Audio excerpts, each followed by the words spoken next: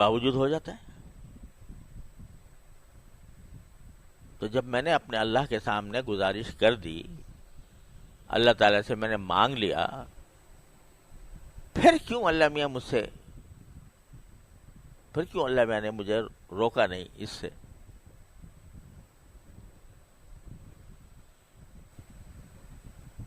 اللہ تعالیٰ کی حکمت اور مشیت تو وہی جانتے ہیں.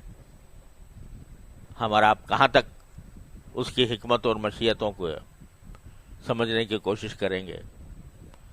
لیکن اللہ جل جلالہ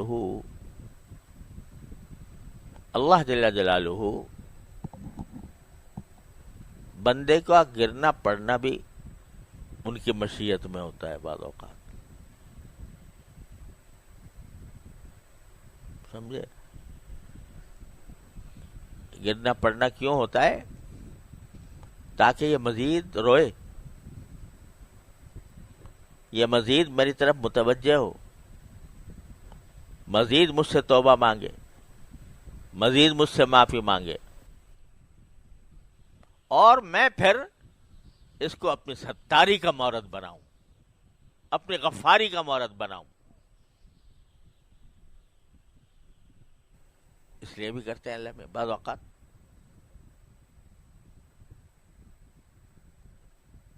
اس لیے دیکھو، ایک اللہ تعالیٰ معاف کرے، ایک چیز ہوتی ہے استدراج.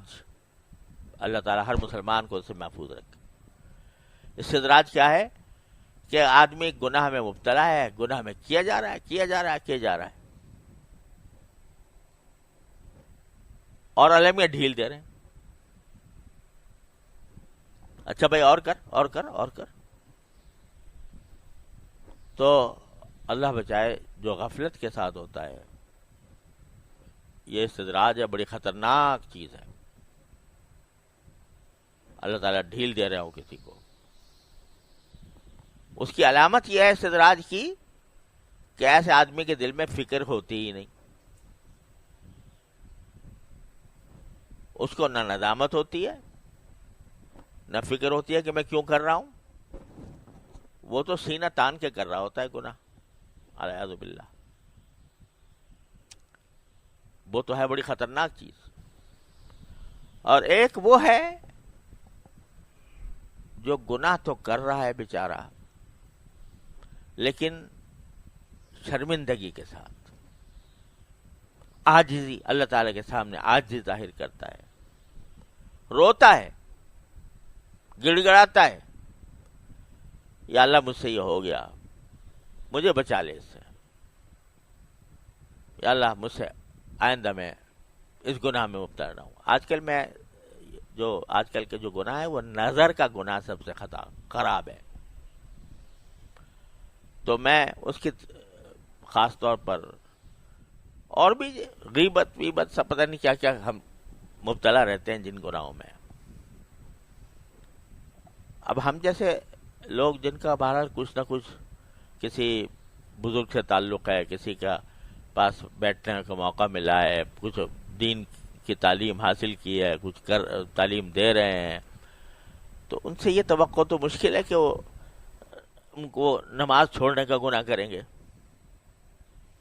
یا وہ معاذ اللہ شراب پی لیں گے.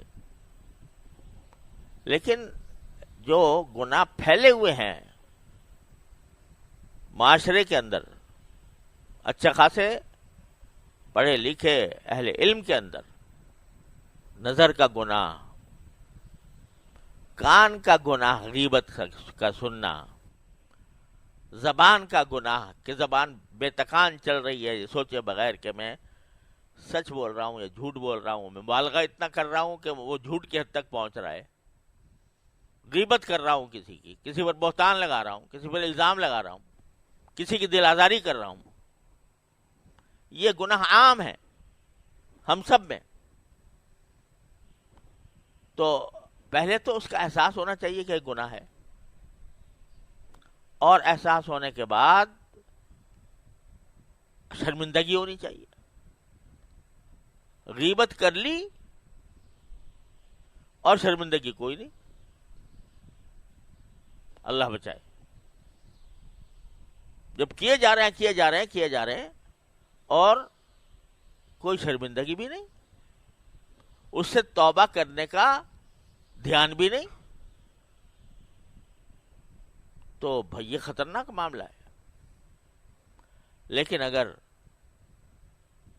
ہو گئی، مجلس میں بیٹھے تھے، وہاں پر کوئی کلمہ غیبت کا نکل گیا، بعد میں احساس ہوا کہ یا اللہ مجھ سے غلطی ہو گئی، توبہ کر لی، اب توبہ کرنے کے بعد پھر عہد بھی کر لیا، لیکن کسی وقت پھر مبتلا ہو گیا، بہر فکر ہو اور پھر مبتلا ہو جائے تو پھر اس کو گھبرانا نہیں چاہیے، مایوس نہیں ہونا چاہیے، اللہ تبارک و تعالیٰ کے سے پھر